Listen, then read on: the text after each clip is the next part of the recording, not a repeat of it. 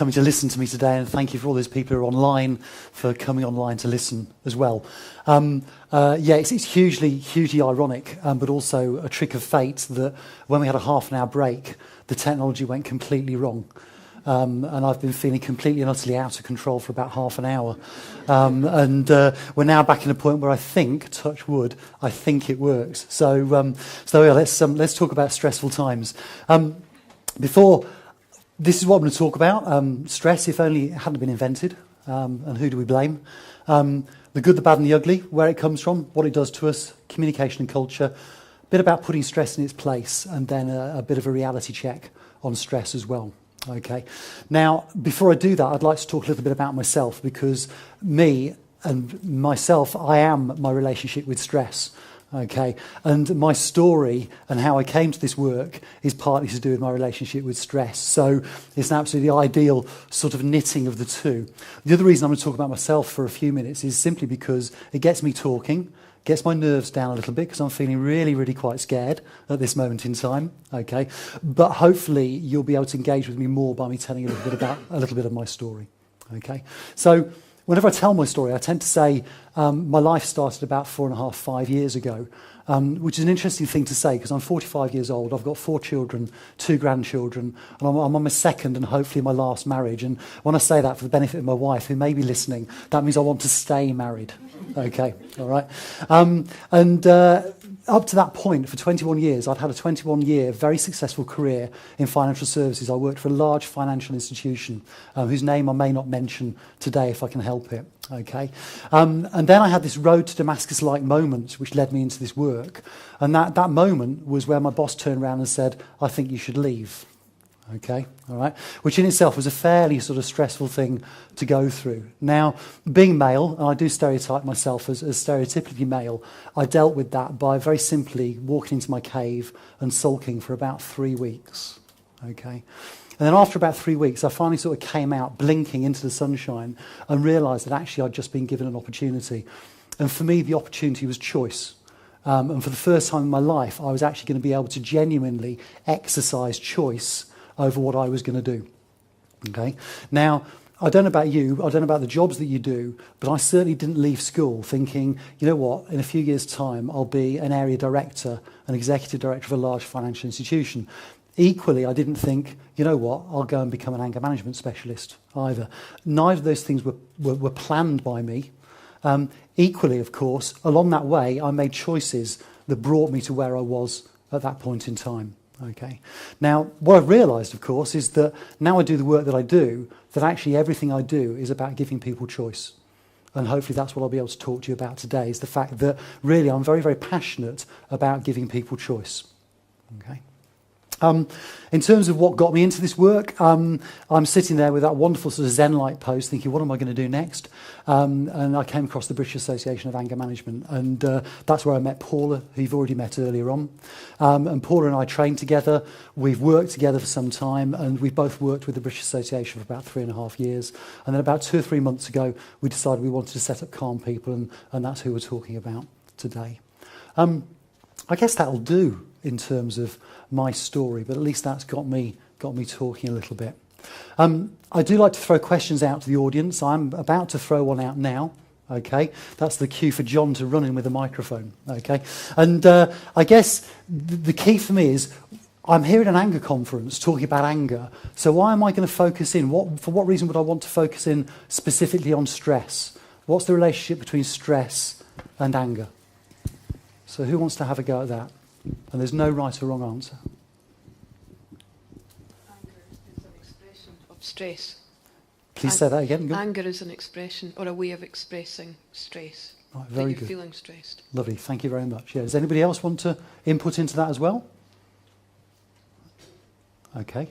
I was very taken by the angerometer, the stressometer actually was put up on the screen earlier on, and I can heavily resonate with that one myself. And for me, I've always described my relationship with anger and stress as the fact that people will say to me, I've got quite a long fuse, I've got quite a slow burning fuse, I'm getting a wave at the front. Is everything okay?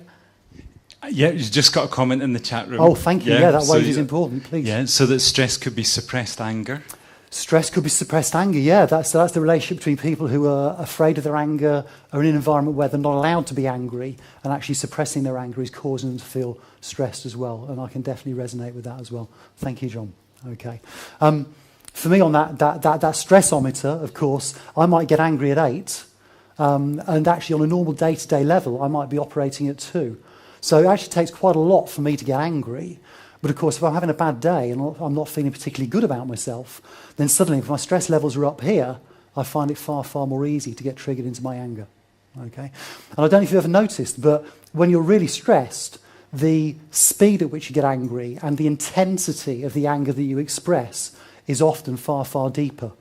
Okay? It's a far less healthy way of dealing with anger. Okay?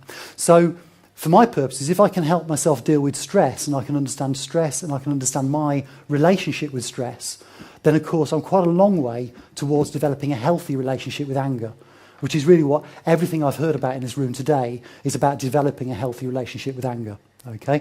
And for me, stress is on the feeling scale with anger, and I'll go into that in more detail in a minute, and this is about developing a healthy relationship with stress. Okay? So, I'll move on. There you are. It's all his fault. Hans Selye.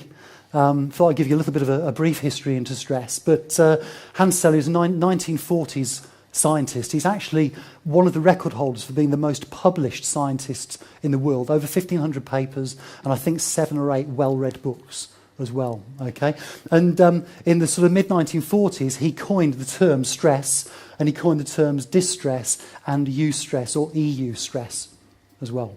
Okay, EU stress, by the way, is actually good stress. There is such a thing as good stress, and I'll come on to that in the next slide. It's not the sort of stress you get when you're a member of the common market.